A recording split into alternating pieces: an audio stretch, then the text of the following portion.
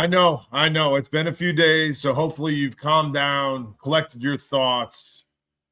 You've had time to breathe, and maybe you're not so damn frustrated as you were on Monday when we found out that Joe Brady was hired to be the Bills' next head coach. I'm here to tell you, I don't think it's all that bad. I really don't. The dust has settled, okay? It's been, like I said, a few days. And in reality, what he was able to accomplish with this offense over the last few years is not really an issue. What he cannot do, and what probably should come from the head coach more than even an offensive coordinator, is focus on getting in the minds of the players in certain situations and forcing them to not turn the ball over. The reminders in the earpiece. Hey, this is not the time. Let's take, for instance, the last play for the Buffalo Bills offense of the first half against the Denver Broncos when they lost that football game a couple of weeks ago. I'm sorry, that fumble by Josh Allen's not on Joe Brady, folks. If anything, that's on the head coach. Tap into that headset. Make sure you get in Josh Allen's ear. Should Joe Brady say the same thing? Absolutely. But the head coach has got a lot more power. And all I'm saying is, let's take a look at some things to explain, at least from my point of view, why Joe Brady is not the biggest issue that the Buffalo Bills will face. And quite frankly, if we can get a defensive coordinator that is an A+, I think we're going to be just fine. I want to show you this before we start to go crazy. Take a look at this here. Just looking this up this morning, okay? This is all real. This is the Bills offense under Joe Brady in 2025.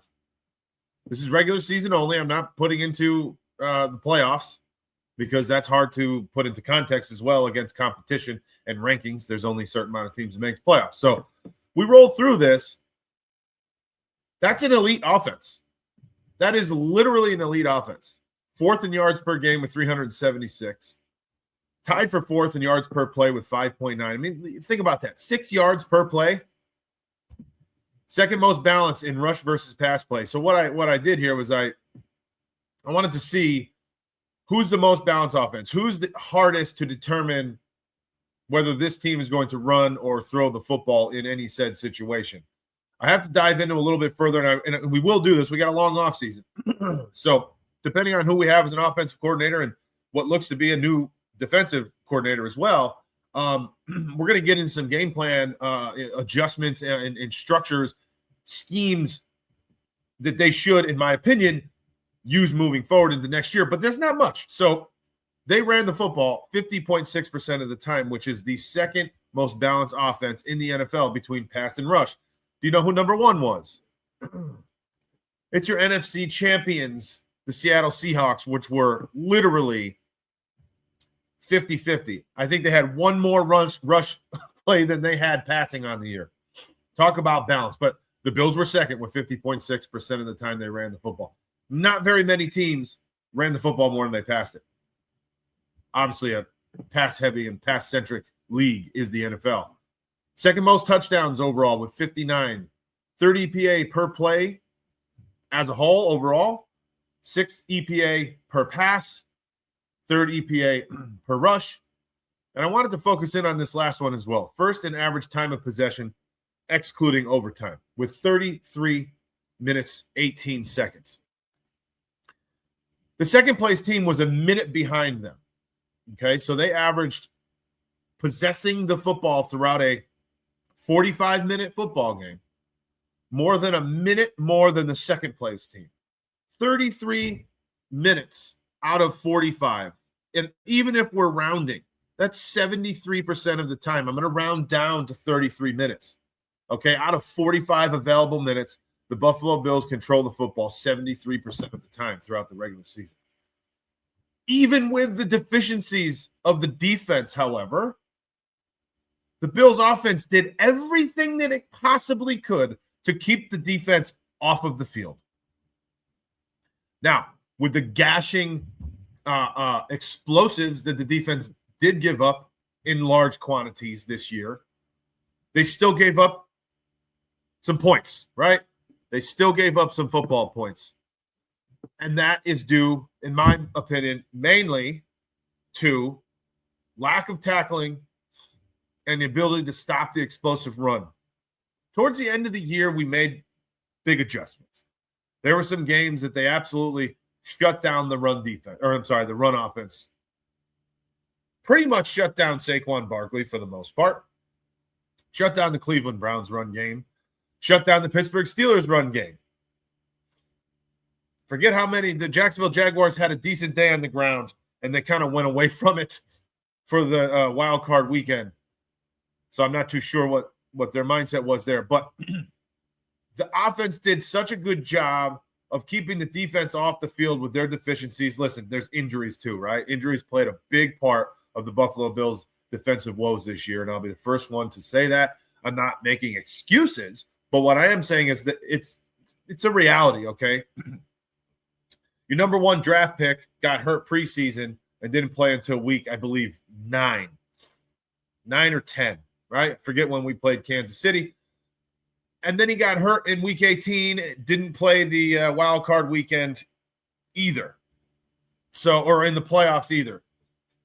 That's a rough go. That's your first round draft pick, okay? Maxwell Harrison, who proved to be a pretty legitimate cornerback in this NFL, and we'll only see, time will tell, but you would assume that he would progress nicely and get even better in years to come.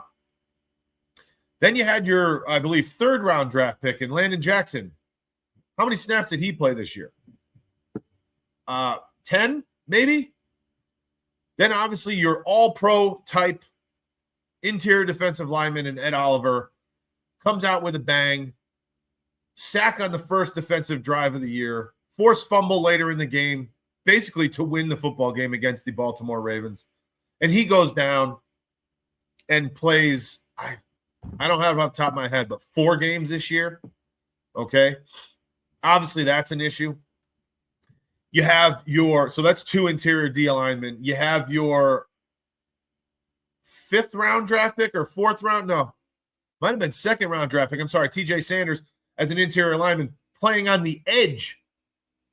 Joey Bosa is nursing a wrist injury and multiple injuries throughout the year. Terrell Bernard, your starting linebacker, is in and out for the entire season. Jordan Poyer gets hurt, doesn't play in the last few weeks.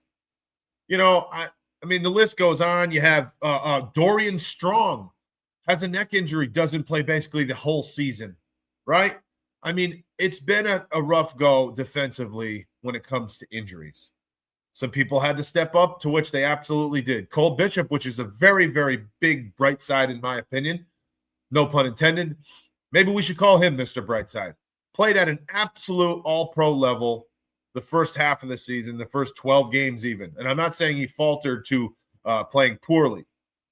He still went out and balled the entire year. Show some real signs. It was an enormous pickup to get Jordan Poyer back and put on the field with him. He really exploited Cole Bishop's potential greatness, in my opinion. And hopefully now Cole will have his confidence to be able to play that way after Poyer's absence, which, let's call it what it is, might be imminent in terms of almost immediate also. Don't know if he's going to come back and play next year. I think he did what he needed to do. Does he want to win a Super Bowl? Oh, boy, yes, obviously they all do. But Jordan Poyer came back here to the place that he loves.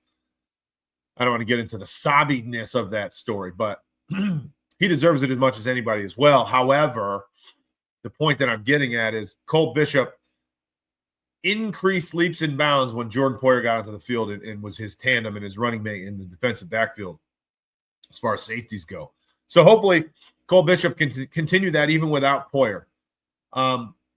Listen, all I'm getting at is the defense has its issues. They gave up X amount of points. Yes, they gave up also the least amount of pass yards throughout the season. Very indicative of a strong defensive backfield, no question. Trey White played absolutely out of his mind from week 6 on. Complete surprise and a beautiful surprise as far as I'm concerned. Christian Benford went nuts throughout the year, had a stretch too where he was scoring touchdowns in back-to-back weeks with interceptions and fumble returns. Teron Johnson, my opinion, a little suspect as that slot corner. Had some woes, but had some flashes, right? Had some flashes of very legitimate and impactful football, but had his woes as well. And the biggest issue for me throughout the year, because like I said, the defensive backfield, all in all, played quite well all season. We just couldn't tackle anybody against the run. Terrell Bernard was nursing injuries almost the entire year, and it wasn't until Shaq Thompson had a team meeting and kind of ruffled the feathers inside the locker room to where he almost called people out as far as their, desire to want to actually stop the run. Question the fact, do you have any pride type thing? And since that happened, he both did it on the field in terms of his play, and he got an increased production from the rest of the team. So I commend Shaq Thompson for doing what he was doing. But Shaq Thompson he's not 24. Yeah, he's not 24. And Terrell Bernard was just signed to a long extension, as was Greg Rousseau. Gru had a, I would say slightly above average season, although he's a fantastic defensive end, both against the run, which is one of the top, and he had his moments as well where he was getting pressure on the quarterback. I'd love to see him with 10 to 12 sacks. I don't know if it'll happen unless we really beef up that line or get some people back, because I can envision this. I can envision Eddie Oliver back and healthy with the emergence of rookie Deion Walker, who played out of his mind, one of the brightest spots on this defense, in my opinion, from the whole season. Deion Walker, stud, okay?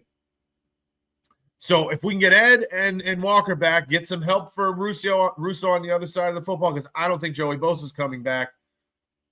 All right, maybe we can free up Rousseau, and get a little bit more production out of him, because he signed a big contract. I think we deserve to get some big-time production out of Group. I love him. I'd like to see a little bit more. But this offense kept that defense off. All these negative things that we're talking about, the offense kept the defense off the field for the most part. 73% of the time that the football game was being played, the Buffalo Bills had possession. I think that's an enormous thing. So what I'm ultimately trying to explain to you guys is this. Joe Brady in this offense, minus some extremely horrible timely turnovers, and the occasional punt in a situation where we can seal the football game, this offense did wonders. That's an elite offense. Look at those numbers. You can't argue these numbers, folks. You can say what you want about the play calling and the immense amount of screens. It's true. It's true. They ran a shoot ton of screens. And I also want to just point this out to you, and I don't have this up on the screen, but as far as 2025 is concerned in the regular season, the Bills were only 24th in a no-huddle offense percentage at 2.65% of the time, compared to the year prior where they ran no huddle 6.36% of the time. So almost 3 times as much no huddle offense in 2024 versus 2025. That'll tie into this right here, your average time of possession. All right, so pick your poison type of thing. If I go back here and look, let's take a look here. I just want to make sure now that I'm thinking about this. So the Bills' average time of possession, like we said, was 33 minutes and 9 seconds. 33:18, sorry. 2024 was 29:51. So they dropped 3 minutes, 4 minutes, right? In 2024, they were,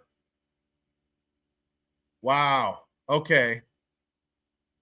1, 2, 3, 4, 5, 6, 7, 8, 9, 10, 11, 12, 13, 14, 15, 16, 17, 18, 19, 20, 21st in the NFL with time of possession at 29 minutes and 51 seconds. So you run no huddle, you run a quick offense, you're slinging, running and gunning and throwing the ball downfield and moving quick pace. You give up time of possession. That's just simply put. You either have quicker drives that amount to the points, or you have quicker 3 and outs they'd only take a minute and a half, maybe. And if they're incomplete passes, they could take 20 seconds, right? So pick your poison there. I like the way that the offense is working. I think there's something to be said with they knew that their weakness was defense, especially with the injuries. And Joe Brady had to determine, and Sean McDermott, we'll see how much Sean McDermott had to do with the play calling and the conservative nature of the play calling. But keep in mind, you had the number one rush offense in the NFL and the leading NFL rush running back. So we're not going to, act as if we didn't run the ball phenomenally well, because we did. So we can't get away from that, right? We're not going to act like we didn't do that. That said, that was probably an indication of our lack of defensive trust from Joe Brady, and or, like we said, maybe a little bit of a Sean McDermott. So the year before, when the defense wasn't as banged up, I'm not saying that it was much better, but I'm saying it wasn't as banged up. Well, we ran the ball. Joe Brady, a little bit more up tempo. Obviously, we saw that 6% of the time we're running no huddle offense versus 2. Okay, for this year. So time of possession is a big deal. Either way you look at it, the Buffalo Bills offense is not the issue. Joe Brady becoming the head coach is keeping the continuity. Josh Allen trusts him clearly. He was in the room. He was a part of the decision as to who to hire. We have to trust. If we trust Josh Allen to be our guy, and he is our franchise quarterback, if we trust Josh Allen, we need to trust this decision. You have to. You have to moving forward. And there's not going to be much change in the offense other than the front office hopefully getting Josh Allen more weapons on the outside. And I really hope we can secure Ty Johnson for at least another year or two. But he's going to be a question mark in my opinion. And we have to understand what Connor McGovern and David Edwards are going to do. I don't think we'll be able to sign them both. We're going to lose one of them, in my opinion. I think we need to keep one of them. Depending on who, that'll be up to the front office. I think it needs to be Connor McGovern. That's my opinion. I think the anchor of an offensive line being the center with the communication and, the chemistry with Josh Allen, I think he would need to stay more than David Edwards, because as far as production level, I think they're both pretty close to the same. So we're not going to be able to keep them both. And we need to get some weapons on the outside, which after all that's happened, if the front office can't get us some weapons, some legitimate wide receiver one option or two, that would be an enormous whiff and an enormous miss, in my opinion. But I don't think it's going to happen. I think they're going to figure something out, whether it's trade, whether it's free agency, whether I don't know. But I think they're going to figure something out. I don't think that they can do what all they just did and then come up empty-handed in the offseason without an enormous threat in the wide receiver room. That's my take. So that will happen. Just take your time with that. Give them some breathing room. I also just think that I want to say that I don't believe the anxiety levels of Joe Brady should be as high as they are. Josh Allen trusts him, so we should. The front office trusts him, so we should. Did he say the right things in the interview because he was live and in the flesh for all of the negativity surrounding the Bills and the firing and the potential head-butting from the head coach and the general manager? Yeah, so he knew what to say. He knew what Pegula and Bean were looking for from a primary example, meaning a primary source. He was right there in the locker room listening and watching and hearing all this stuff. So if anybody knew what to say to sell the owner and the general manager, well, it most certainly was Joe Brady. So take that with a grain of salt, I guess, right?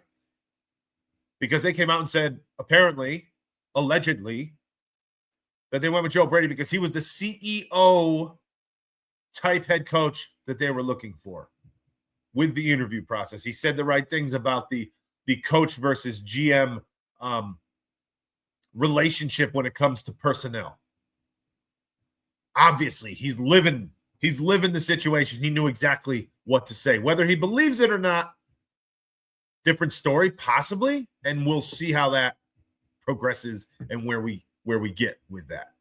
But I am not as angry and upset as everyone else, potentially, because there's a lot of people that are pissed off. Will I say that I was completely stunned when I got the news? Oh, yeah, absolutely I was. I was stunned. I was shocked. I was like, wait, what? That can't be real. We didn't do that. There's no way that we went through all of this and not a single one of these candidates wowed the Bills whatsoever. I just didn't see that as a possibility. So I think that they knew where they wanted to go anyways, but I think that they wanted to get all these people in the room just to understand who they are and then try to talk one or two of them into taking the offensive and or defensive coordinator roles, which we'll see where that ends up. Haven't seen anything yet this morning, but that doesn't mean that it didn't happen necessarily, because I don't, I've been doing this and getting ready for this video. I don't believe anything left, with the exception of, came out yesterday that Jim Leonard, the Broncos defensive pass game coordinator, is favored to take over as defensive coordinator for the Bills. So before it was even mentioned that Bobby Babich is definitely out, we already have a favorite to take over his role, which is, I don't know if it's weird or not, but it's a thing, right? No, there was no announcement. Bobby Babich is no longer going to be the Bills' head defensive coordinator, and then all of a sudden we have candidates to replace him. We kind of knew that was going to happen. I knew that was going to happen. Bobby Babich would not survive as the defensive coordinator without Sean McDermott there. That's the reality. So we're looking, and they are potentially or obviously looking to replace him as it sits. Two more things just to hit on, like you saw in the thumbnail. I cannot believe that Shedeur Sanders he made the Pro Bowl. He made the stinking Pro Bowl. Drake May drops out because he's going to the Super Bowl. And I do believe that, I said this in a TikTok or a short video the other day, I do believe that Trevor Lawrence was called as the replacement for Drake May, and then he turned it down. So it's not Shedeur Sanders' fault, right? If someone was called and they said no to a Pro Bowl appearance, which is probably tied in their contract to where if they do become a Pro Bowler, they're going to get an incentive monetarily. Could be hundreds of thousands of dollars. So if Trevor Lawrence, this is the biggest problem with the NFL. If Trevor Lawrence gets a phone call and says, hey, guess what? You're now a Pro Bowler. And he says, nah, I'm good. Then the Pro Bowl is so damn watered down that it means zero. If he's going to poo-poo away X amount of dollars for getting a Pro Bowl nod, and he gets the call and he says, I'm good, thanks anyways. Thanks, but no thanks. Then the Pro Bowl has serious problems, and I think they should probably just nix the whole damn thing as it stands. Just get rid of it. And next, this is also an issue. Let's take a look at Shedeur Sanders. Again, not his fault, man. Not his fault. But here he is. This is a Pro Bowler, okay? 8 games, 56.6% completion rating or percentage. You can see right here. All right. 1,400 yards, 6.6 yards per attempt, 7 touchdowns, 10 interceptions. Fantasy points. What does that matter? We don't care about that. Let's go down to his game by game. Okay. This is not his first game. This is his last game. Starts down here. 25, 55, 64, 54 and a half, 51, 69. Here's a bright spot against Buffalo. Go figure. A bright spot against Buffalo. 73.9. That's a good game against Pittsburgh. And then 50%. Those are his completion percentages by game. He did have one really pretty legitimate game in terms of yards and touchdowns against Tennessee. But other than that, look at his passer rating, boys and girls. Look at his passer rating. Nothing over. There was one game, 97.8. Again, that's that same game against Tennessee. Bunch of sacks. Ran the ball around pretty decently. Again, I think against the Buffalo Bills is right here, 49 yards. I mean, I'm just like, we don't need to spend much time on this. This is not a Pro Bowl stat line. Okay? And it's not, and he didn't win any games either. he just it was horrible. I mean, look at this: a 1, 2, 3, and 1, 2, 3, 4, 5, 3 and 4 maybe as a starter. I think it was 8 games total, 7 starts. I don't know. It's embarrassing. And at first, I was like, you know what? Maybe it's not as bad as I thought, because maybe, like I said, I didn't know if the second guy on the list got the phone call. All right. And I think it's been verified that he does. And Trevor Lawrence was the guy. And I think he did get the phone call. And he says now, so if this is the case, I'm not verifying this. I'm not saying this is truth, because I don't know. If anybody does know, please verify it for me. If he got the phone call that says, guess what, buddy, you're a Pro Bowler, and he says, don't care, thanks, talk to you later, click. This is obviously why Shedeur Sanders is on the Pro Bowl roster now. And the NFL has a bigger problem than Shedeur Sanders being their representative in the Pro Bowl. They have a problem that no one gives a crap about it, including the players. So what are we doing? Just get rid of the damn thing. And second issue that the NFL has right now is the fact that Bill Belichick, was not a first ballot Hall of Famer. I mean, this I don't know which one is worse. I think this one's worse because I really don't think that anyone gives a crap about the Pro Bowl anymore. People obviously still care about the Hall of Fame. And Bill Belichick not being in the Hall of Fame is the biggest travesty that I could possibly think of. If Bill Belichick is not a first ballot Hall of Fame, what is the standard for a head coach? The NFL, you have some explaining to do, people. It's been said that Bill Polian, longtime in Indianapolis Colts general manager, who had, butt heads with Bill Belichick over the years, Peyton Manning, Tom Brady, that whole thing, the general manager for the Colts, who's now a Hall of Fame voter, allegedly came out to all of the voters and started to tell them that Bill Belichick needs to wait a year as a penalty because of his Deflategate and Spygate extravaganzas years ago. If that man got people to sway their vote and change their votes because of anything other than on-field play, and that's the reason why Bill Belichick was not a first ballot Hall of Famer, then shame on that guy. He should never vote for the Pro Bowl, or the Hall of Fame ever again, and he should never be able to cover football. Sorry, I said it. I'm a Buffalo Bills fan through and through. So obviously, the hatred runs deep for the New England Patriots in this guy right here. Runs deep. But the reality is, respect is due where it's due, and Bill Belichick not being a first ballot Hall of Famer is complete and utter bullshit. And if it's on Bill Polian, shame on that guy.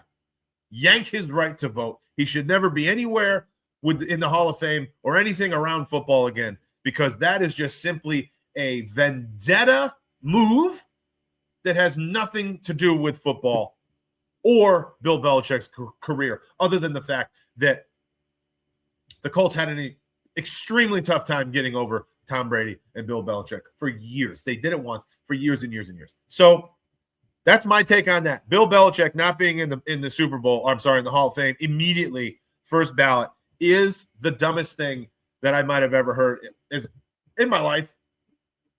It's worse than Shedeur because, you almost kind of know what's coming for Pro Bowl in the NFL as far as that goes. But I'm going to pull it up here because I want you guys to see this. Bill Polian. All right, so this Bill Polian quoting. All right, I'm going to quote this. Let's see. I'm just going to show you instead. This was Polian's. Actually, I'm going to go back. Sorry, I'm kind of doing this on the fly, even though we're not live. That's on me. That's on me because I didn't know that we are going to get into this much. But I'm going to first find what he was accused of, and then we're going to show his response. All right.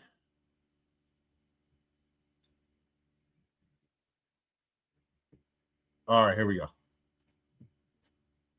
Let's get this up for you immediately.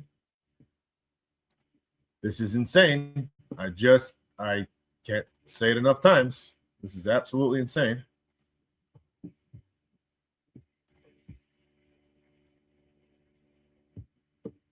Bill Polian was a vocal figure in the Hall of Fame deliberations involving Bill Belichick with Spygate and Deflategate coming up amongst voters during discussions. Per a voter who spoke anonymously, Polian, the former Bills and coach GM and longtime Patriots rival, like we were just talking about, told some voters he believed Belichick should wait a year as a penance for Spygate.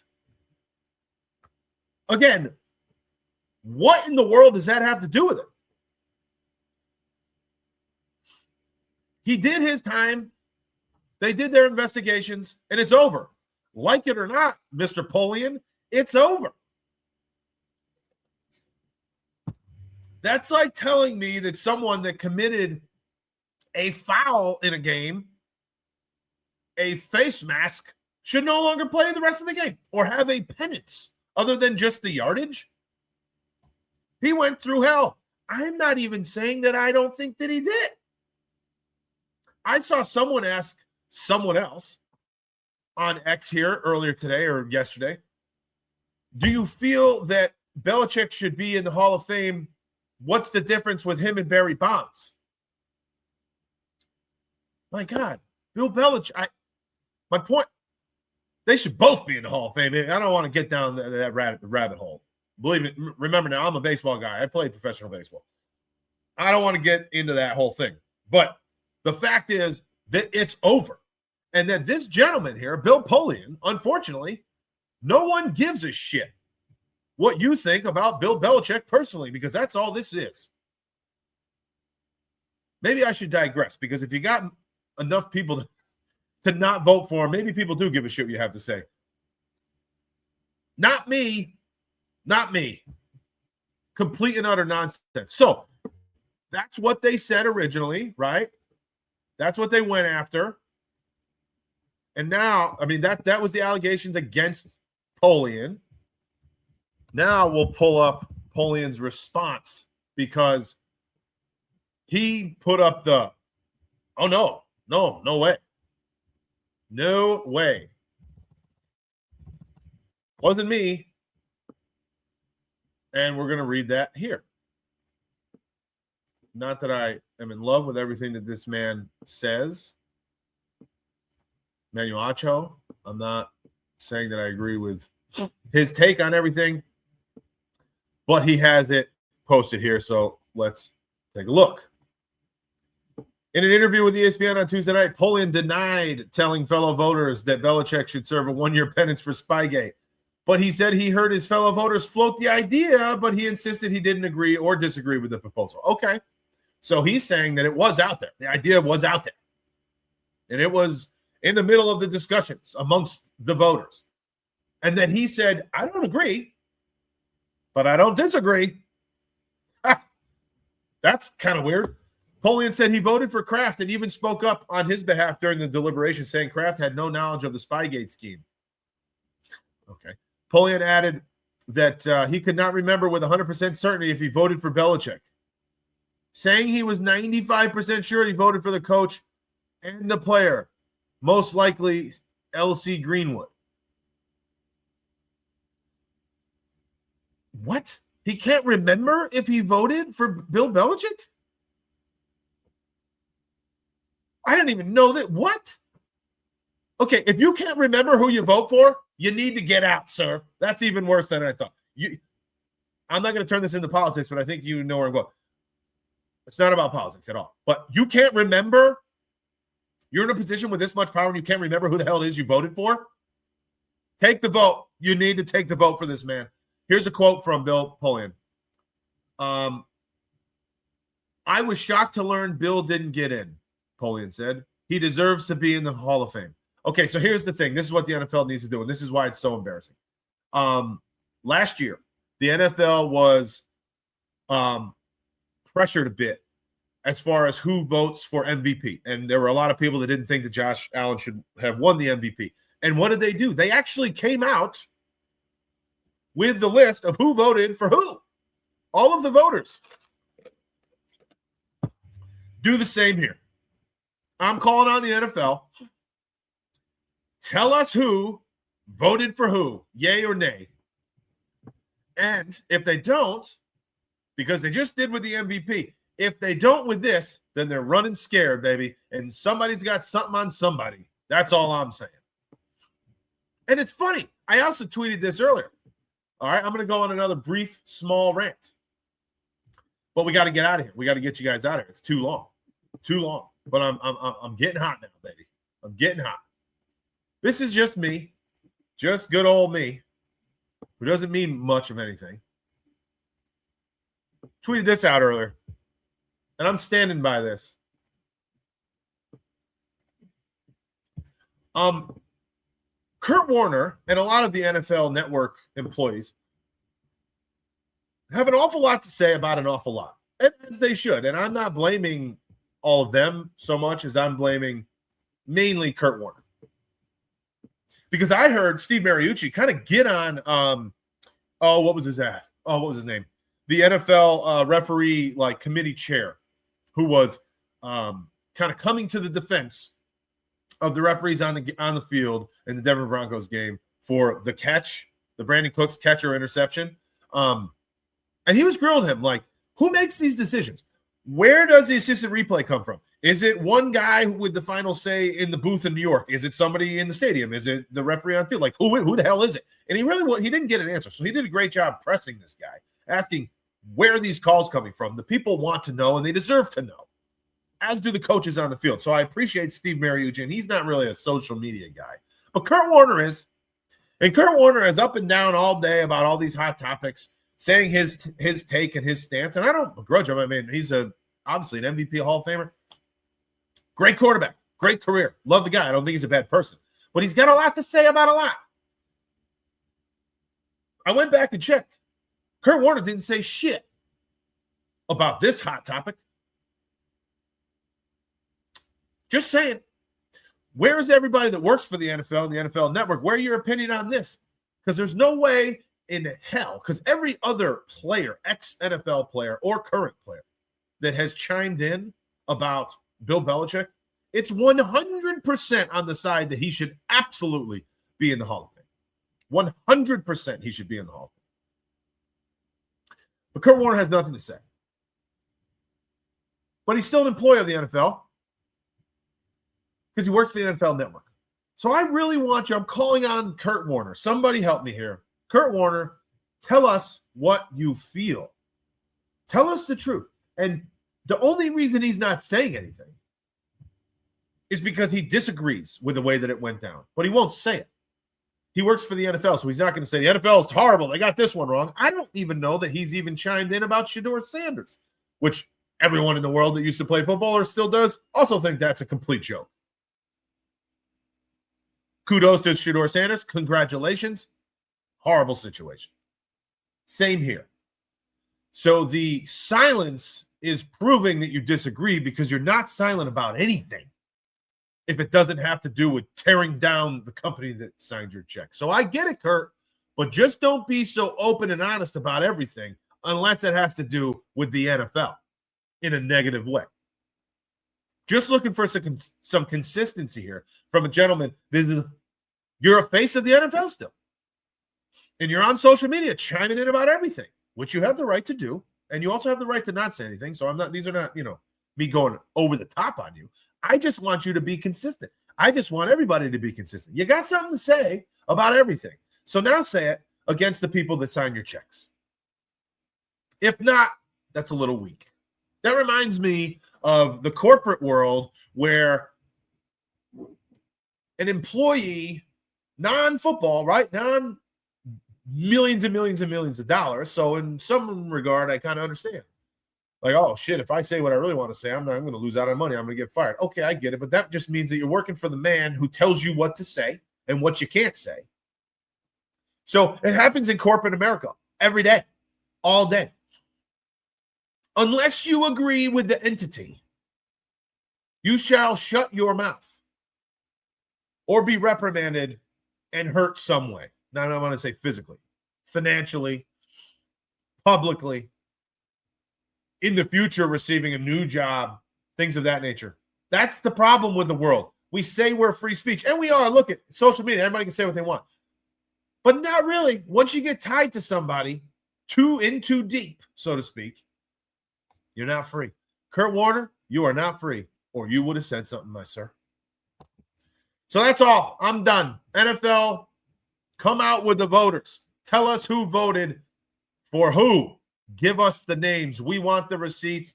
And if you don't, that means you also agree that these people have been wooed, swayed, maneuvered into making a decision based on an outside influence that should not be for the Hall of Fame, and it's BS, and you know it. Admit it.